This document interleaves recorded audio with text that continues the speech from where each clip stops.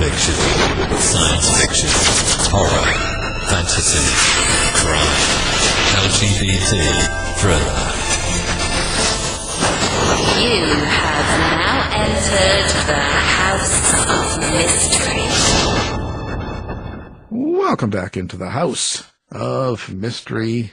I'm Al Warren. We got Mr. Dave Martino back in the room. I'm here. Yeah. Back in the room. Yeah. You've been Back up from the basement. Yeah, you've been hiding out for a while, I know. It's yes. Just like, we'll start calling you Double Scoop. Because of the cat. Because of the cat. Because my neighbor's cat comes in and uses my cat's litter box. I think that's rude. Yeah. I really do. I'm telling you, I would go to my neighbor's house and just use her bathroom. I would just walk in and say, sorry, I got to use the bathroom, Your cat uses mine, No, I wouldn't. I'm just being that way, troublemaker. Allergies, so I'm in that kind of mood, Mood. I want to cause trouble. So we got trouble here today. We've got a writer. That's always trouble, right? Yeah. And book. His latest book is called Third Wheel, and it's Richard R. Becker. So we're glad to have you here, Richard. Thanks. Hey, thanks, Alan. Nice to meet you, Dave. I'd definitely go over there and use that bathroom. I think so. It's rather forward, I would think, We call her Double Flush. Yes, Double Flush. There you go. See, now we've got it. Now we got that. That's Dave's name tomorrow. Perfect. Double Flush. Double Flush Dave. That Flush. Works. Yeah, that works. Yeah. So what would make, I always ask this question of someone, because you haven't been on the show before, so we'll ask how you got into writing. And I always think, well, why would a rational, sane person go into the world of writing? Like, who hurt you? Oh, that's great. Yeah. No, I never intended to be a writer. So it was an accident. So there you go. That kind of explains it. No, I think when I was a kid, I was really good at, storytelling, and my medium was art. I wanted to be an artist, and that was my plan. Other than I couldn't figure out how to make a living as an artist. So when I went to college, I went to Whittier, where Richard Nixon went, and they were going to teach me how to be a psychologist, and that took about a year before I realized I didn't want to be a psychologist, because you can only do like two things, right? You can listen to people's problems all day. You could teach a mouse how to press a bar for cheese. That was about it. I do that now. You do that now, yeah. So I went to, I transferred, because they wouldn't let me switch majors there. And I transferred to the University of Nevada, Reno. And I was meant to do like art and psychology. I thought that's how I would get into advertising, marketing, things like that. And they said, no, we have a journalism program. We'll teach you how to write, because we have an advertising track in that. You'll learn to be a copywriter. And I was like, really? I didn't even know what a copywriter was at the time. Sounded good. Sounded fine. So I started taking classes, and they kind of taught me how to write. I learned the hard way. I used to have my papers were downgraded all the time. I'd start off with a base grade of an A or a B, but then they would deduct like 2 points for every style error, spelling error, things like that. And suddenly I had a D and an F. So I learned to write the hard way. They kind of beat you. I actually used that when I taught. To help people learn to be writers. So for years, I've been working in marketing communications. So that's the kind of writer. I'm a commercial writer, and I've been telling people stories for a long time. And it did occur to me, though, that I do kind of the same thing I've tried to avoid in psychology. I listen to my clients' problems all day, or I teach the consumer to press that bar for cheese, and that's kind of my job now. But then I thought, I've been telling other people's stories for so long, maybe it was time I told some of my own, and that's how I got started into actually writing fiction more seriously than I had dabbled a little bit when I was younger, but I didn't do anything seriously. And that's how it started. It's just a project to say, hey, I'm going to go ahead and do this. And it took a long time for me to do that, because I think when you're a commercial writer and you're writing every day, it's hard to write after that. And so I always struggled with that. Or there's always deadlines looming, because I also had magazine deadlines and things like that. And I had all these deadlines, and so you want to take care of the deadlines, and you find you never have time, or you just spent 10 hours writing, you don't want to write something else.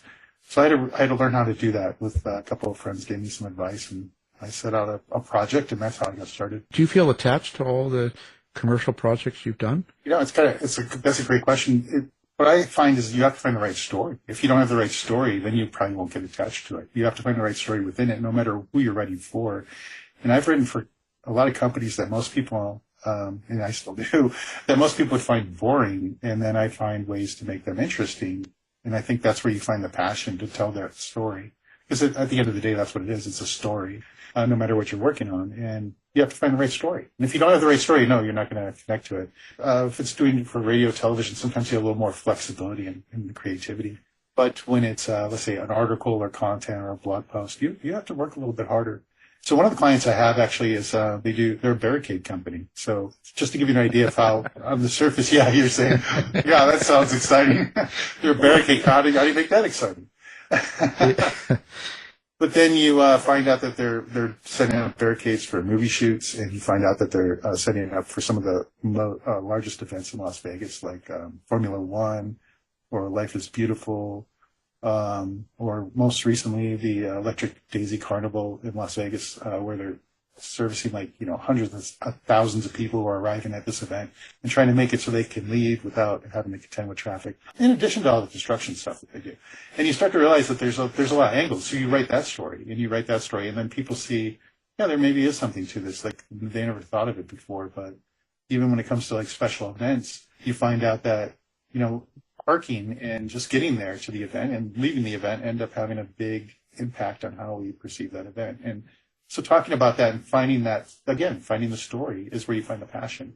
So I've learned to kind of write about anything, I suppose, including barricades, and I enjoy it. I guess.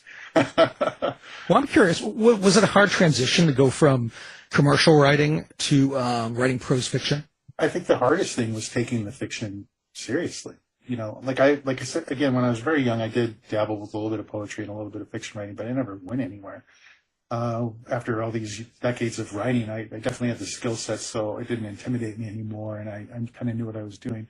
But what I struggled with was finding the time to actually sit down and do the project. And the first bit of advice that really worked for me was, I had one friend who said, you really got to put your project first. And that's how I started off with the first book I did, which was a short story collection. I started by writing one story a week for 50 weeks. And I got that idea actually because there's a graphic designer who did a daily monster, and he did this ink monster. He did one a day for 100 days. And I knew I couldn't write a short story like one a day. So I thought one a week was doable. So I did one story a week for 50 weeks. And I always started on Monday, and I wrote as much of the story as I could on Monday. So Monday became my writing day. And then the rest of the week, because I'd never finish it on Monday, but I could finish it with little scraps of time throughout the rest of the week. And I had a deadline. In my first project with those stories, I'd share them at the following Monday.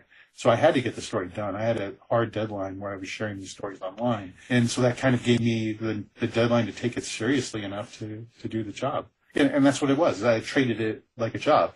And I tell a lot of new writers this now, and novice writers, as I tell them that when it comes to fiction writing in particular, is that you have to treat it as a job and you have to take it seriously, because if you want readers to take it seriously, then you can't treat it like a hobby. You can't just say, well, this is my hobby. You want to take a look? No, who wants to read that? But if you say, wow, this is my project that I've been working on, and this is the outcome, then they get a little more excited about it. So you have to take it seriously. Right, of course. And that's what you do too, right? When you're writing, Ellen, you take your. Never mind that example. I take it all serious. It's a job. Like I spend 12 hours a day working every single day. I don't know if I take a day off. And that's of all seriousness, but I really like what I do. And so writing and radio, I'm working all the time. Yeah. And I'm trying to get something out of it. And I'm trying to also put something out as well. And that's kind of what I always ask here. Like, so in your book, The Third Wheel, though you have a story you're telling, but there's also something you get out of when you write a book, right? Yeah, absolutely. But it's like any writing that I do, but there's, I think, even more so because it's my story. I have complete control over the story. Obviously, you got to follow the rules of the road, like grammar and whatnot. But I have control of the story. I can literally do anything with the story. I can really, and there's a certain level when you get into like that writing zone, which I'm starting to develop a theory about, I think. When you get into the writing zone, there's a certain feeling that you capture. I don't know if this is the case with you, but it just feels right. And it just feels natural, and it becomes effortless once you're actually in there. Yeah, like what do you think of storytelling? Like what is it? Like it's kind of a weird question. Yeah, no, I think a storyteller is somebody who obviously tells stories, and those stories could be real stories, or they could be fictionalized stories, or they can land somewhere in the middle, right, where you fictionalize the truth to make it sound a little bit better. And I did that a lot as a kid. I was raised by my grandparents for a time, and I spent a lot of time on my own. I had an aunt that lived in the house as well, but she was older, so I had to entertain myself a lot when I wasn't outside and doing things with other kids. I spent a lot of time on my own. I was a little bit troubled in some ways because I wasn't being raised by parents. I wasn't in a traditional household, and we were kind of poor. So I played with army men a lot and toys like that, and my army men had backstories, and I would tell my grandmother that story, and stories about the soldiers I was playing with, or it didn't matter, cowboys, Indians. It didn't matter what it was, and a lot of times I'd do that right in front of the television set, and I'd borrow little bits of what I saw on television and what the movies I was watching into the play activity that I was doing. I think that's kind of storytelling. You just kind of relay your perception, your ideas, and you communicate them to other people in some fashion. And I did that with play acting and verbally, and I would do it a lot with art. I would draw a lot of pictures, and all my pictures ended up being like stories in a sense. I didn't do like an abstract art kind of thing. A lot of times I would do murals, or my grandfather would bring home butcher block paper because he was a painter at the university. He'd paint the halls and dorm rooms and whatnot. So he'd bring home these big rolls of butcher block paper, and I would do these giant murals that would kind of tell the story because I could just roll it out forever. And so I was always doing it that way. Yeah, in fact, the first story I think I ever wrote, I actually translated it because it was initially, I had done it as a school project in like 6th grade as we were doing slides. You had to do like little slides to tell your story, and then you would verbally tell your story. So then I took that visual, and that became one of the first stories I ever wrote. Not really ready for prime time, but it was a story nonetheless. Yeah, no, and I had much the same childhood, but people weren't around me because they didn't like me. That's a different reason. But yeah, I did much the same. So let's talk about Third Wheel. So what is Third Wheel? What is the book about? What's the basic premise? So Third Wheel is kind of it's a coming of age story that's actually a little closer to a thriller. Some people have called it a social analytical book that masquerades as a crime thriller. So it's kind of got definitely a cross-genre kind of feel. And it's about a kid named Brady Wilks who moves from the Midwest with his parents to Las Vegas in 1982. And he kind of hooks up with some friends who are perfectly fine friends, and they just do kid kind of things like most kids would do in the 1980s until one of their friends moves away, which opens the door for a different friend to come into the group and start to take them in a different direction toward drugs and alcohol and things like that. And to the nth degree, because the new kid is a drug dealer. And that kind of introduces Brady Wilks into this life of crime. And he doesn't have a very good home life. So as a result of that, it's very easy for him to get caught up into this world of drugs and stuff because he really desperately needs to belong because he didn't feel like he ever belonged anywhere. And now he does with his best friend next door. But now there's this other kid who kind of makes him the third wheel. So he's almost like pushed aside. So he felt like he should be the best friend, but he's not. He's the third wheel in the core group. And then there's other kids that are involved as well. But that's kind of the start of it. And they do get into bigger and bigger drug deals, and that's kind of where the tension and conflict come out, is they're introduced, like the antagonist named Alex. His name is Alex, and he introduces them into this idea that, maybe marijuana isn't the way to go, or a little bit of cocaine here and there.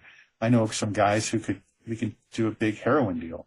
And that's kind of where they go. So they go off into the desert to do a heroin deal. And that's kind of the plot line goes along that way. And at the same time, Brady does some other more regular kid things because he does have a love interest, although his love interest is a little bit older than him. He's about 14 and she's about 18. But it's because all the kids in his group are a lot older than him. And they range in age from, they're pretty much high school kids. And he just happens to be the youngest one. He's sort of the misfit of the group. The younger brother, almost, in a sense, to his best friend. And that's kind of the story. And because it is in Las Vegas, they actually have a brush up with the mob as well. So you get some tension created by the cartels and the mob in the book, even though that's not really what the story is about.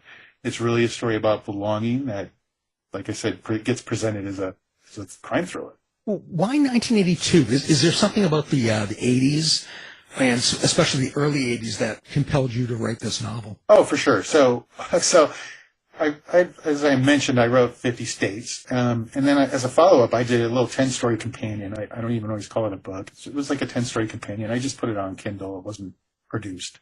As a companion piece. And one of the stories out of the 10 stories that I did was called Third Wheel. The original idea was I was going to do all these like riffs off of the stories in 50 states, and I was going to do it 50 times. But then I did Third Wheel as part of this collection that I was working on, and I realized I had a choice at that point. I could either continue to write Third Wheel because it really connected with me, and I'll explain that in a second, or I could continue to write short stories. And then I just thought that the time was right for me to write Third Wheel. And so that's why I decided to make it 10 threads instead of 50 threads.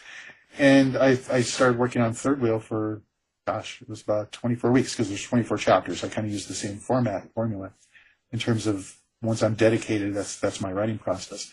The reason I picked it was because Brady Wilks and I do share a lot of commonality. We're not the same people, but there are a lot of elements of my life that I brought into the story to make it real. And I think that's why I connected with Brady Wilks so well. Now, he does things that I might not have done, or he does things in a way or sees the world in ways that I wouldn't have necessarily seen it because the character's his own person, and the characters in the book are their own people. But at the same time, I felt really connected to him, and that was just the story I really felt compelled to tell. And at the same time, I thought it would be a good idea just to share that. I think not that there was a lesson intent to it, but I think some people have told me that they've learned a little bit after reading Third Wheel. Like it's entertaining, but at the same time, they come away with it and say, that makes sense to me, that how to maybe find my own identity and how I can make my own choices instead of just letting the world happen to me. I can actually take control of my life and go somewhere else, which is kind of Brady's struggle. He either goes with the flow to belong, or he has to make maybe a harder cut to see, where he ends up. Maybe it's going to be different, but it's hard when you don't have a safety net. You have to make that decision. So that some of that does mirror my life. And I was here in the 80s. The years are a little bit shifted because this isn't reality. So I took some liberties on that. But it was in the 80s that I first moved here, late 70s, early 80s. And I basically did meet a group of friends that we did regular kid stuff with. And then we kind of veered off into this darker, seedier side of Las Vegas, which is so accessible. It really is accessible in Las Vegas. It doesn't have to be, but if the kids don't have structure at home, which I did not, and then it's very easily, you look for structure in other places, and sometimes those aren't the best places to look for structure, and they're easy groups to fall into. So my first group of friends they're kind of nerdy, which introduced me to Dungeons and Dragons. So Brady plays Dungeons and Dragons too. And then he does that with his new group of friends, which is the neighbor and this other kid. But when the other kid moves away and Alex, this antagonist, comes into the picture, then they don't want to play Dungeons and Dragons as much anymore. It's more fun to maybe listen to, heavy metal music and drink some booze out of the liquor cabinet. And well, that was Dave that. It's pretty much, the 80s life, right? Yeah. Every John Hughes movie except mine has a little darker, more sinister edge to it. Well, subtext sometimes come out of it organically when you're telling a story, like you don't intend on a meaning or something, but it just sort of happens from just the way the characters act and react, and especially if you're putting a lot of your own reality into characters or story, right? It's part of the truth somewhat. So are you hearing the other characters or the characters in your book? Do you have a relationship with characters when you write them like this? I do. As they develop, yes, they definitely. A lot of times it happens, at least for me, I connect to them not so much with their thoughts, and I've heard some writers say that, right? When they're thinking about how a character thinks, is when a lot of times it happens in dialogue, and then I find their voice. I find their voice with dialogue, and then I find their voice in how they think. I think the dialogue comes first for me, just the banter that they have, and like I'm working on a project right now, and I found one of the antagonists, because there's several. I found one of their voices because he's having dialogue with the protagonist of the book. And one of them might know, but they don't know where they are in terms of their connection and relationship at the moment, and neither does the reader, although there might be a little bit of foreshadowing. But I found that voice, and I know who he is now, and he kind of creeps me out. So that's good, because he's an antagonist. He's not and I'm trying to, even with antagonists, I always try to remember too, I think from the antagonist point of view, right?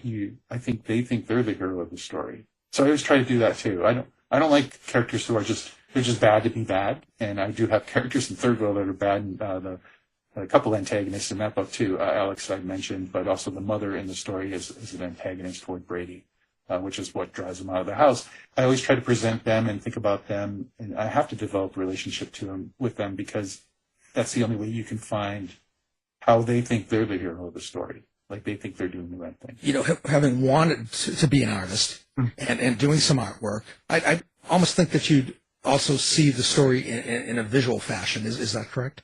I do. When I'm writing, I tend to visualize everything first, and then I transcribe. I almost feel like I'm transcribing it. I think that's why it feels effortless for me. I actually see it in my head. That's not always the case when I'm doing commercial work, unless it's like radio. Radio is very visual, right? Audio is always visual because you can put anything into somebody's head. But that's how I approach fiction writing. I see it and then I just sort of write it down. I hear it and I write it down, and so that's exactly the process. It becomes so effortless. And then sometimes I go back and actually interject thoughts that they might have during dialogue or during an action scene or during something a little bit more tangible that you see, so that they reflect on it just enough to give a little bit more depth to the character. And I find that's how I get to know them.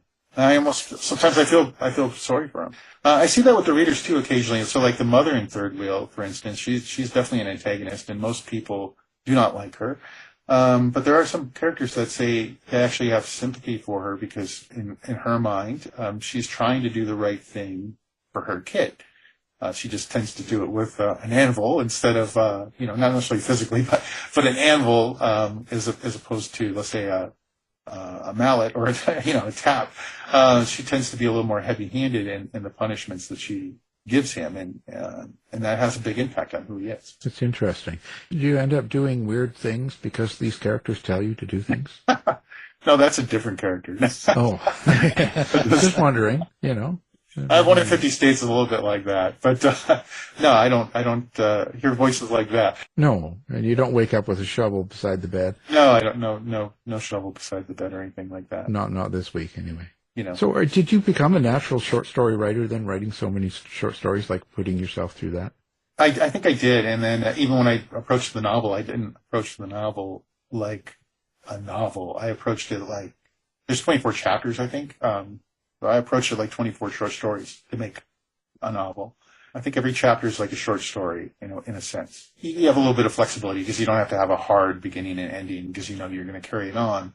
But in a sense, you want to kind of you introduce a scene and you run through the scene or multiple scenes if there's multiple scenes in the chapter, and then you find a conclusion that kind of keeps the reader like, oh, what's going to happen next? I want to turn the page and read the next chapter. So I became very natural at writing short stories. So I felt like in the commercial world, though, I kind of did that anyway, especially, again, with television radio, because I was able to write. A lot of times I wrote stories in order to sell the products, to make it interesting, to make it fun.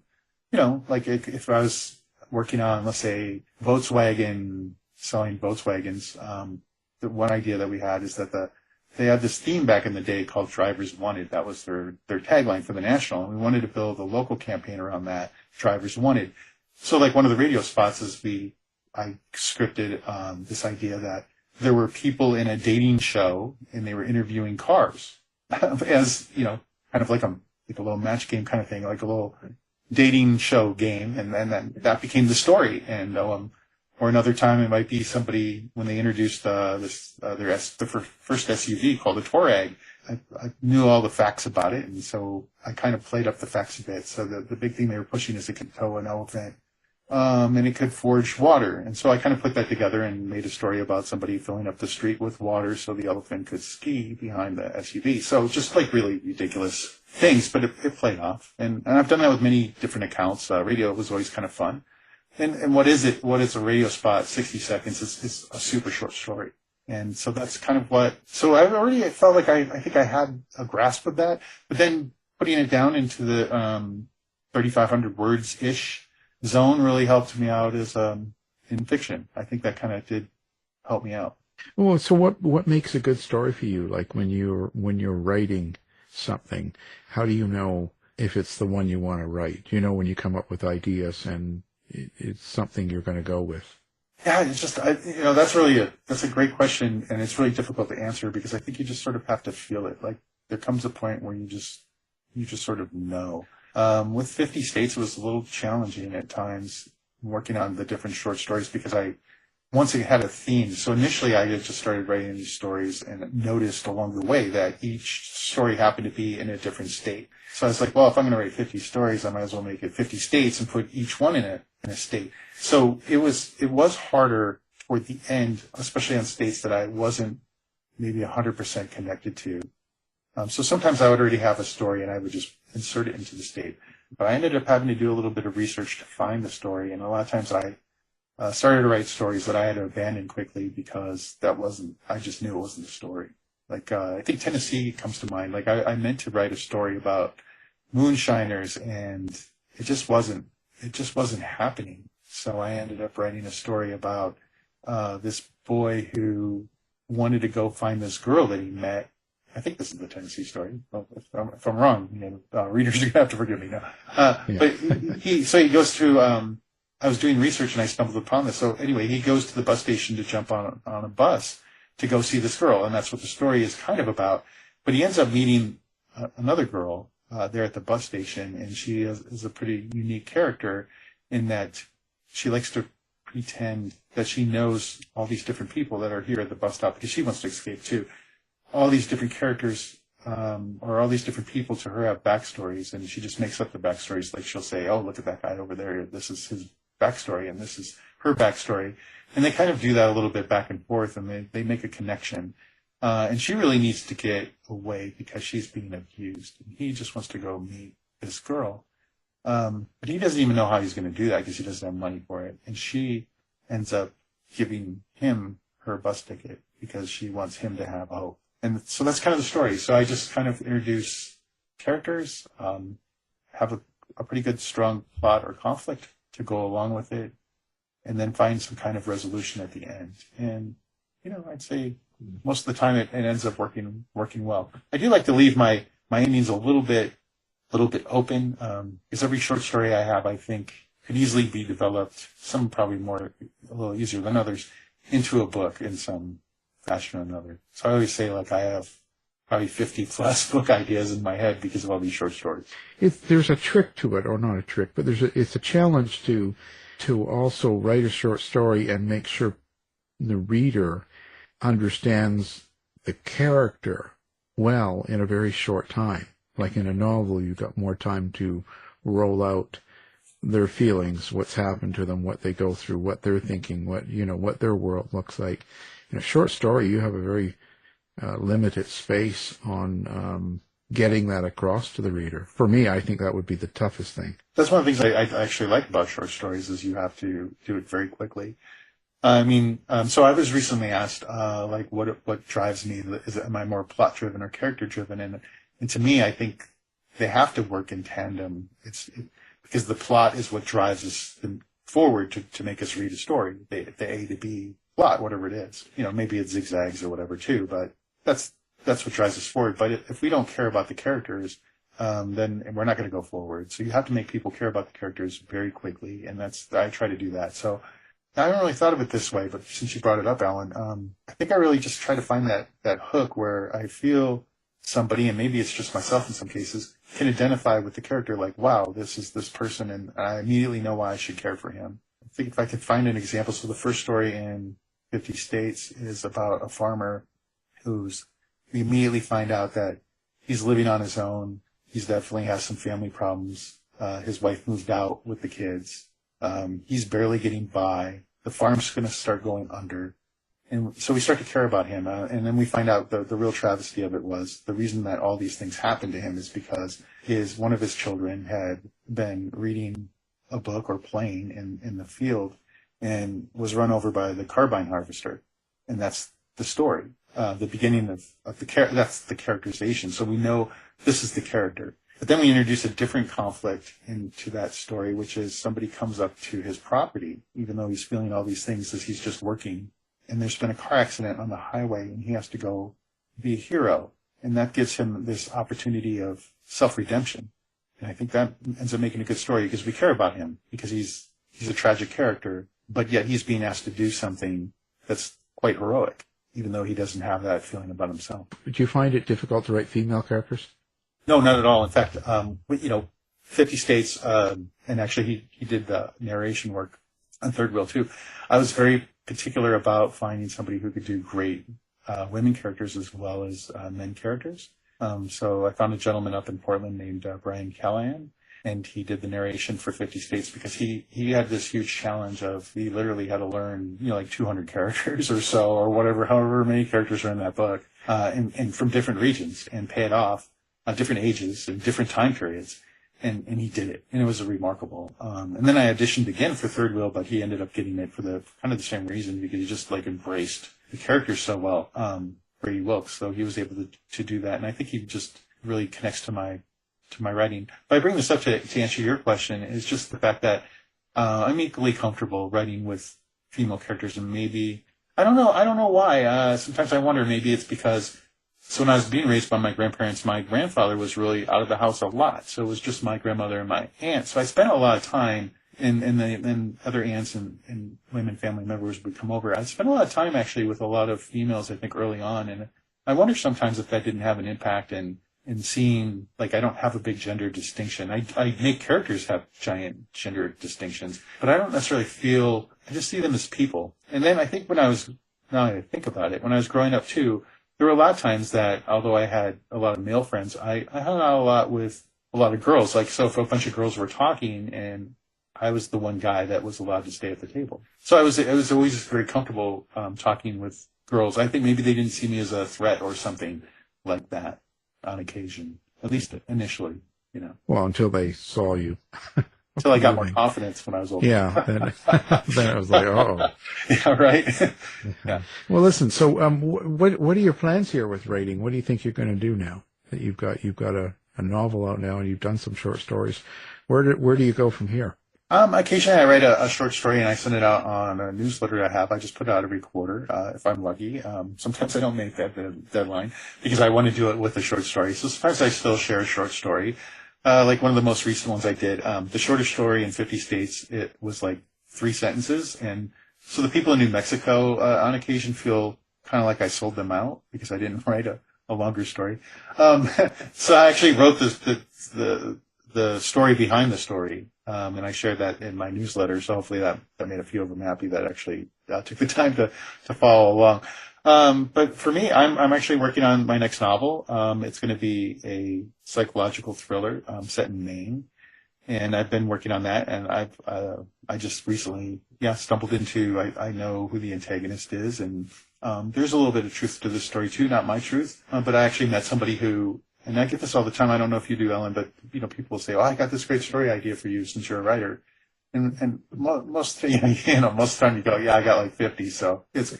And she told me a little bit about her story though, and I was like, wow. And she would never do anything with it. She wanted it to be done.